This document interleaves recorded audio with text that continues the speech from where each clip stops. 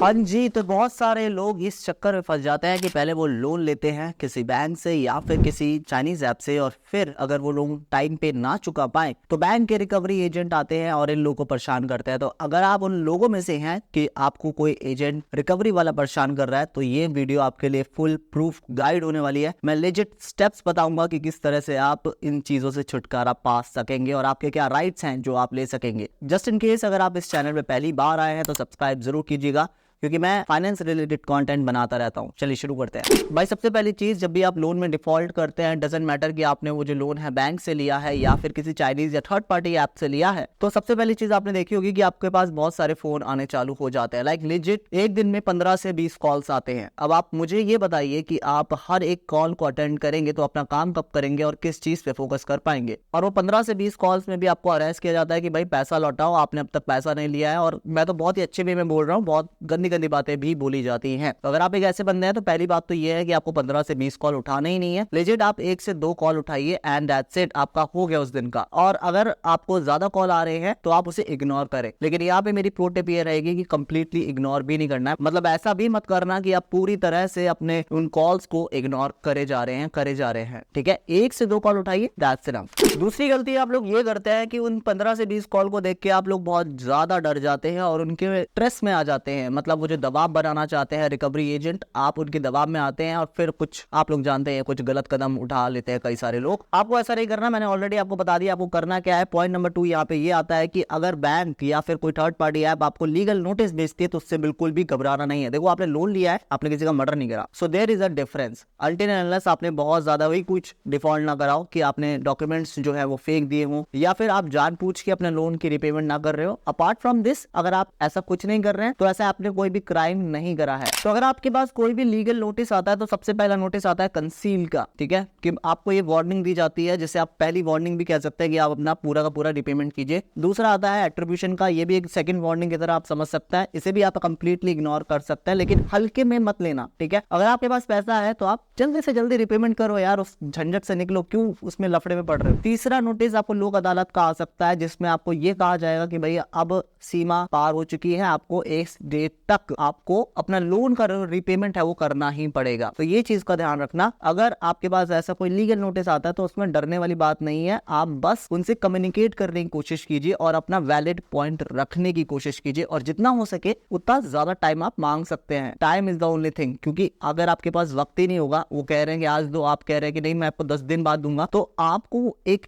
ऐसे पॉइंट पे आना है कि हाँ भाई चलो मैं 10 दिन नहीं तो कम से कम 5 दिन बाद लौटा दूंगा, तो इसमें वो भी मान जाएंगे। तो आपको इस तरह से बात करनी है, लेकिन झगड़ा नहीं करनी। इसके अलावा आपने अगर कोई सिक्योर लोन ले रखा है, जिसका मतलब ये है कि आपने कोई चीज गिरवी रखवा रखी है, डजंट मैटर कि वो कौन सी चीज है, आपने चाहे हो सकता है पैसे गिरवी रखवाए हो, कोई गहने हो या फिर कोई प्रॉपर्टी हो, तो इस लीगल नोटिस के बाद आपकी उस चीज को बेचने का जो प्रोसेस है वो शुरू हो जाता है। अब बात करते हैं कि भाई आरबीआई की तरफ से भी ये गाइडलाइन इन रिकवरी एजेंट को दी गई है कि आप किसी को भी हैरेस नहीं कर सकते, किसी भी क्लाइंट को। यानी कि अगर आपके पास 10 से 15 कॉल आ रहे हैं और उन 10 से 15 कॉल्स में ये लोग आपसे गंदी तरह से बात कर रहे हैं, आपको अब्यूज कर रहे हैं, आपके खिलाफ कुछ भड़का रहे हैं या फिर आपको किसी तरह का ब्लैकमेलिंग कर रहे हैं, तो आरबीआई साफ कहता है कि आप इस तरह से किसी से भी बात नहीं कर सकते। और अगर आपको लगता है कि आपके साथ ऐसा कुछ हो रहा है तो सीधा उठिए और पुलिस थाने में जाइए। आरबीआई तो बहुत दूर की बात है अगर आपको ऐसा लगता है तो। दूसरी चीज यहाँ पे ये उठती है कि इन रिकवरी एजेंट को आरबीआई ये कहता है कि आप सुबह 8 बजे से पहले और शाम 7 बजे के बाद किसी भी क्लाइंट को फोन नहीं कर सकते। तो अगर आपके पास सुबह 8 बजे से पहले या शाम को 7 बजे के बाद कोई भी फोन आता है, उठाना नहीं है। अगर उठा लो तो बता दो कि ये रूल्स हैं, इससे उनको भी समझ में आ जाएगा कि मुझे रूल्स पता है, यानी कि आपको रूल्स पता है, आप कोई नादान बच्चे नहीं हो जिसको वो धमका के अपने पैसे निकलवा रहे हैं। इसके साथ ही अगर आपको वो जान से मारने की धमकी देते हैं या फिर आपको कहते हैं कि हम आपकी फोटोज वगैरह वायरल कर देंगे, ये खासकर चाइनीज ऐप के साथ बहुत होता है, तो आप सीधा पुलिस स्टेशन में जा सकते हैं और अपनी कंप्लेंट दर्ज करा सकते हैं। ये आपको सरकार ने हक दे रखा है। अगर आपके साथ कुछ भी मिसहैप कर रहे हैं ये लोग, तो प्लीज उठिए और अपना पुलिस स्टेशन जाइए,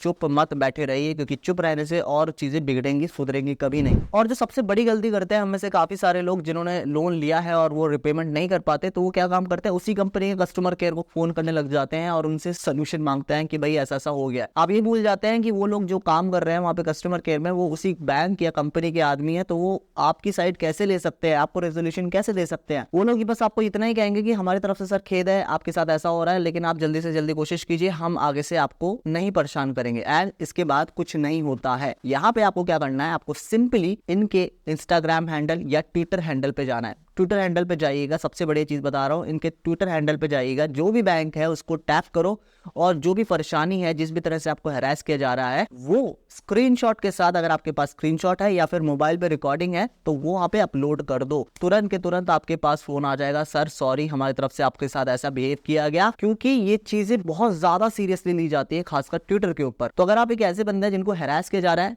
डजंट मैटर कि आपने लोन लिया है या फिर आपको किसी भी वे पे हैरेस किया जा रहा है, प्लीज ट्विटर का इस्तेमाल जरूर करें। दूसरी चीज आप क्या कर सकते हैं, आप आरबीआई के खुद के हेल्पलाइन पे जा सकते हैं और वहां पे जाके शिकायत दर्ज करा सकते हैं। यहाँ पे छोटी सी चीज मैं आपको ये बता दूं कि जब आप ये शिकायत दर्ज करेंगे तो मेक श्योर करना होगा आपको कि एटलीस्ट 30 दिनों का टाइम जरूर लीजिएगा। मतलब 30 दिन से पहले आपने कोई प्रीवियस शिकायत ना करी हो सेम बैंक की या कोई चाइनीज ऐप की। फॉर एग्जाम्पल कि आपने कोई पहले शिकायत करी है हैरेसमेंट की पुलिस थाने में जाकर उस बैंक के अधिकारियों के प्रति, तो आप अभी 10 दिन या 15 दिन रुक जाइए। जब 1 महीने का साइकिल कंप्लीट हो जाए और आपको लगे कि पुलिस द्वारा कोई भी कार्रवाई नहीं की जा रही जिससे आप संतुष्ट हो, तब आप आरबीआई का दरवाजा खटखटाए। आरबीआई जरूर सुनता है और वहां से इनको कॉल जाता है और देखना ये लोग आपके नाक रगड़ेंगे आके कि सर हमसे गलती हो गई, हम आपसे अच्छे से बात करेंगे और आपसे निगोशिएट भी करेंगे और हो सकेगा तो आपको दिन भी दे देंगे, सर एक्स्ट्रा दिन ले लो लेकिन हमारा पेमेंट कर दो। तो दोस्तों ये तरीके होते हैं इनसे काम निकलवाने के। ये नहीं कि यार हम डर के बैठ गए और भाई हम डिप्रेशन में है या कोई गलत कदम उठा रहे हैं। तो यार इस वीडियो को बनाने का मकसद सिर्फ इतना सा है कि आप लोगों को एजुकेट करूं, कि आपको पता हो आपके राइट्स क्या है, किस तरह से चीजें चलती हैं, क्योंकि आज की डेट में नॉलेज इज पावर। वीडियो से कोई भी जानकारी मिली, do with the like button and subscribe. And channel पे पहली बार आया हो ना तो सब्सक्राइब जरूर कर लेना, क्योंकि यहाँ पे फाइनेंस रिलेटेड कंटेंट मैं बनाता रहता हूँ। मैं मिलता हूँ आपको अगली वीडियो में।